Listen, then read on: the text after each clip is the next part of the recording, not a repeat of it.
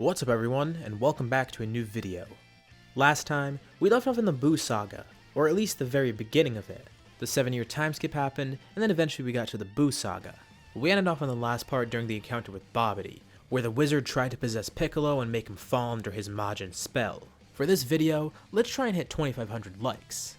We left off the last part with a poll, seeing if Piccolo would actually turn Majin, so let's pick up from here. According to the poll, you guys said that Piccolo wouldn't be possessed here. And you know what? I actually agree. So why did I even put this poll here?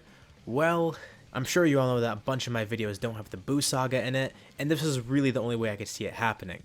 I mean, in a lot of the scenarios I've done, it is very avoidable, and it would make it almost impossible to have the Buu Saga in some of them, and here it's not going to be any different. Without Piccolo becoming a Majin, Babidi won't be able to gather enough energy, as this was pretty much his last resort. Piccolo would have the mental fortitude to shake it off, that is if he's even affected by it at all.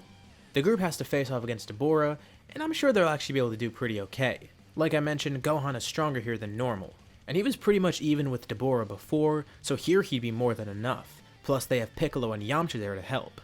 So not only is Deborah overpowered, he's outnumbered, and screwed, as well as Babidi. So the both of them are defeated, and Majin Buu's revival has been stopped. Oh yeah, and Goku and Krillin get freed from their statues. Happy times. The Buu Saga ended before it could even start. And after Kibito was revived, Shin thanks everyone for their help. So what comes after this now? Well, not really much over the next few years. It seems very peaceful. Everyone moves on normally in their lives. Gohan marries Videl, Piccolo continues training and bettering himself, and Goku, well, he does what Goku does best, training. And farming too, I guess. I'm sure Goku's an expert farmer. Anyways, a few years pass and we arrive at Bulma's birthday party. I'm sure you guys know where this is going. After his long slumber, Lord Beerus awakens from his nap, craving two things, food and a good fight. He had an odd dream, possibly a premonition. Something god, a super something, Saiyan something? He doesn't really know, he can't recall it too well. The title of his rival is on the tip of his tongue. A Super Saiyan God. This sounds pretty interesting, but aren't all the Saiyans dead? Well, not really, there's a few just scattered around the universe. And one of them is pretty strong and he lives on a planet called Earth. Actually, right now it seems like he's training with King Kai, which is perfect for Beerus because they could head right over to King Kai's planet and see what's going on. And their encounter with Goku goes pretty much like normal. Beerus wipes the floor with him. Pretty disappointed because apparently this is the only pure Saiyan here. It does seem like there's others on Earth though, half Saiyans, there's two of them. Both of Goku's kids, Gohan and Goten. Well, Beerus decides it's at least worth checking out. And since he's actually kind of concerned here, Goku heads over to Earth, not wasting time for a big reveal. Everyone's pretty welcoming with Beerus to the party. No one really knows who he is because there's no Vegeta there to fill everyone in.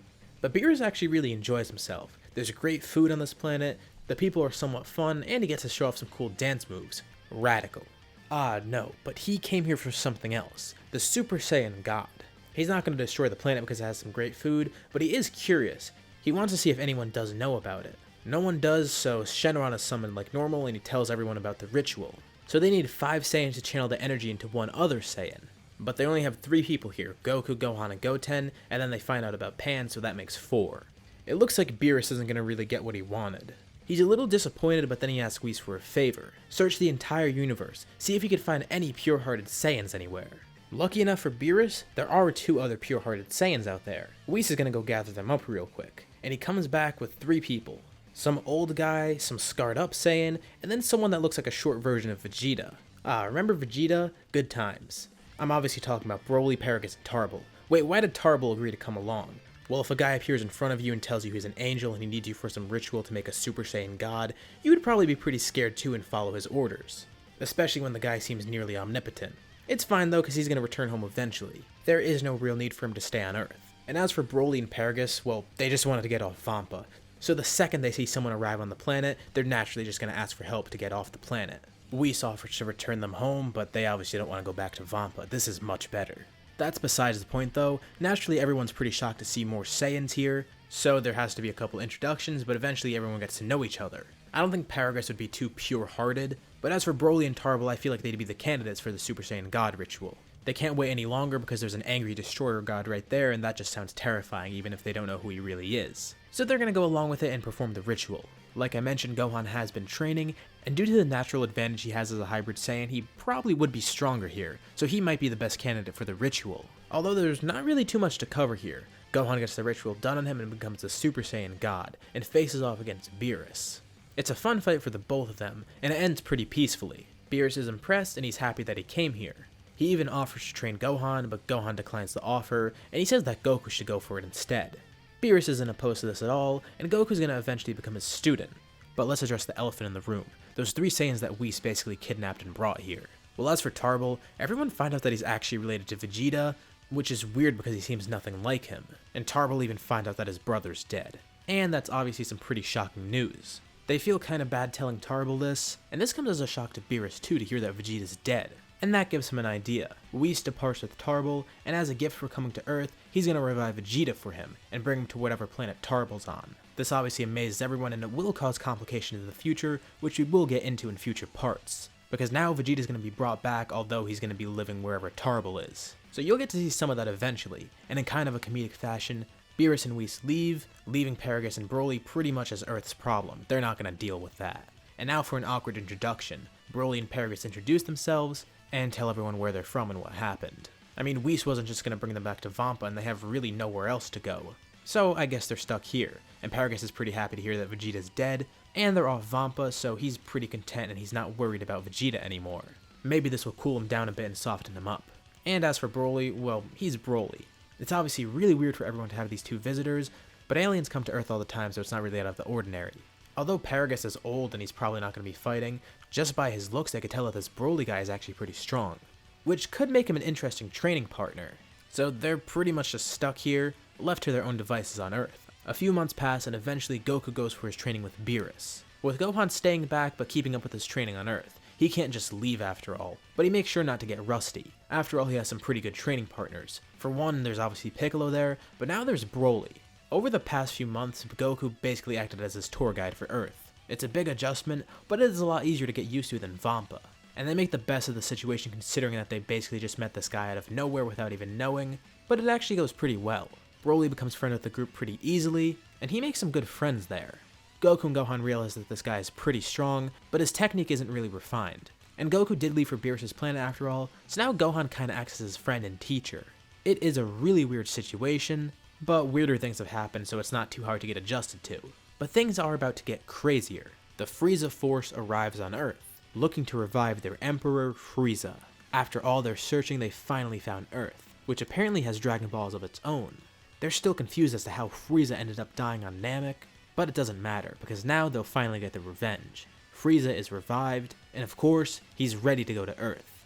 Well, after some training, that is. He was made into a fool on Namek, and he has to get his revenge against Goku. He'll train up to be even stronger than him, and while he's at it, he may as well destroy Earth with Goku.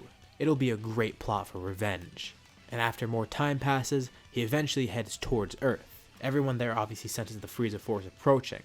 All the fighters gather together and fight Frieza's army. There's a few new members this time.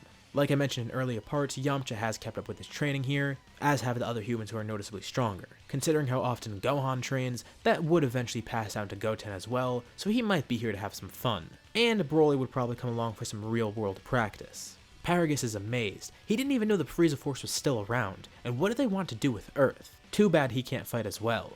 And the Frieza Force is obviously pretty easy to clear out. I mean, they have some extra members there and everyone's a lot stronger. But the main course arrives, Frieza himself. Something seems different about him though. He is noticeably stronger, and it seems kinda off. Almost like he's hiding something. It's pretty weird. It seems that Goku's not here. But in the crowd of people, Frieza does see someone that ticks him off. There's a kid that looks exactly like Goku. This must be the spawn of that monkey. And he's seething with anger. Immediately he lifts his finger up and fires a blast towards Goten, intending to kill him. Thankfully, Gohan's quick enough to jump in front of it and save him, completely knocking the blast away. And Frieza recognizes this one as well. He's that other Saiyan that was on Namek, the other son of Goku. He's furious, but so is Gohan now. And little does everyone know, Broly's also getting a little bit mad as well. He's gotten pretty close to Gohan, and that extends to Goten as well. And of course, Goten's just a child, and seeing him attack gets him angry, and we all know what happens when Broly gets angry. But Broly cools down for now, because he sees Frieza in his final form and knows that Frieza's out of his league. He hopes that Gohan will be able to handle this since he's the strongest one here. In base, Gohan's actually able to do pretty well against Final Form Frieza, and eventually he cranks it up to Super Saiyan and gets the upper hand. But obviously Frieza's not done yet.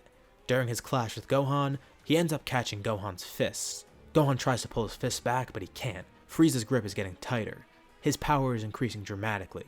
Frieza is turning into his golden form, and he does so mid-air while holding Gohan and flinging him back into the ground. A massive cloud of dust is thrown up, and out of that dust, a fire erupts. Gohan ascends from the dust in his Super Saiyan God form. Frieza's really strong right now, but maybe Super Saiyan God will be able to do something. Gohan lunges towards Frieza and Frieza does the same. Frieza obviously has the upper hand here. He's much more powerful, and while God Gohan is pretty strong in his own right, he's being grossly outclassed by Frieza right now. Broly watches from the sideline, and although he wasn't in the fight, Paragus was present as well to see what was happening. And he sees now something that he hasn't seen in a while. Broly's rage is starting to boil up. But he doesn't have Broly's shock collar anymore, that was removed a while ago, and this could potentially get ugly. He tries to calm Broly down, but it's not working. Watching his friend and master getting beat up is obviously going to get him pretty angry. Gohan is getting beaten badly by Frieza, but suddenly during the fight, Frieza gets punched by someone else. Gohan's shocked to see it, but it's Broly. He looks kinda different though. It seems he's bulked up, his hair's all crazy, and his eyes are even yellow. Broly's in a blind rage, he's in his wrathful form right now. And I mean, power scaling with Broly is really weird. In the Broly movie, Super Saiyan Broly was more than enough to beat down Golden Frieza in his true Golden form. And that was after Frieza had a lot of training and experience and pretty much mastered that form. Here, Frieza is basically new to it and he's not nearly as strong as he was in that movie. So Wrathful Broly here might actually be a good match for Frieza. The issue is though he's completely berserk. He begins beating down Frieza in a blind rage, with destructive attacks that destroy the environment around them. It's good because now Frieza's not a problem, but it seems that Broly's the issue now. Gohan's kinda concerned and he wants to get him to stop. He doesn't really know what to do here. Luckily, help arrives. Goku couldn't use instant transmission here, so it took a little longer for him to get to Earth because he had to go with Beerus and Whis. So instead of appearing there instantly, they had to wait a few minutes. But Goku has finally arrived, much to the surprise of everyone. Frieza is infuriated, and with everyone distracted by Goku's arrival, he prepares to blow up Earth. Goku's quick to notice this, so he easily intervenes and kills Frieza in basically one shot. He's been beaten to a pulp now and isn't even in his golden form anymore, so it's not really a challenge for Goku. But now there's the issue of Broly. It seems he's standing still now, but he still is obviously pretty enraged. He doesn't even really recognize Goku at first because of the blue hair, but then Goku powers back down into base, as well as Gohan, and they try to calm Broly down. It takes a lot of hard work, but they are eventually able to calm Broly. And then he realizes what happened and he profusely apologizes to everyone. He's actually kind of scared because he doesn't know what he just did or how he did it. And it's a good thing that Goku and Gohan were there to calm him down, because otherwise he might have just gone completely berserk and blown up the planet. This definitely will be an issue for them in the future. During Goku's brief time with Broly and Gohan's training with Broly, they've noticed brief flare-ups of his anger and want to see if they can get that under control somehow. He is very powerful, but with outbursts like this, he's just as dangerous as he is helpful. Beerus and Whis are pretty intrigued to see the Saiyan that they left on Earth. Whis basically just dropped him off here and left him to his own devices, and although his performance against the Frieza Force and Frieza was pretty brief, they're impressed. He's obviously not fit to be Whis' student though because of how rowdy he is, but it's interesting nonetheless. They're gonna have to find some way to get Broly to control his anger. Otherwise, they'll all be in trouble. Let's rewind a bit and shift over to another side of the universe. Like I mentioned before, Whis brings Tarble back to his home planet. Tarble's a little bit sad about his brother dying, and the fact that he barely even got to see him. While Whis doesn't even really know Tarble, he does want to give him some sort of thanks for attending the Super Saiyan God ritual. Well, actually this is Beerus' idea. Like I mentioned before, he was a little bit shocked and interested to hear that Vegeta died. And he decides as a gift to Tarble, and as well as throwing Vegeta a bone, he's going to ask Whis to revive Vegeta. Whis briefly leaves and a few seconds pass, and then eventually he's back with Vegeta, who's completely confused and doesn't even know what's going on. And his brother's here too. He's filled in, but he's still a little bit angry. He has one thing on his mind. Why didn't Kakarot revive him as well? We'll leave off here for now. So how do you guys think Vegeta and Tarble will play into the story later on? Do you think Broly will be able to get his anger under control? How will the Universe 6 tournament go as well? Leave your thoughts and suggestions in the comments below, and I'll be sure to check them out to see what you guys think. As always, if you liked the video, be sure to drop a like, and let's try to hit our like goal of 2,500 likes. And if you haven't already, why not subscribe, as well as hitting the bell icon to get notified about any future parts of this What If, or any other videos I upload on my channel. Thank you all for watching, and I'll see you on my next video.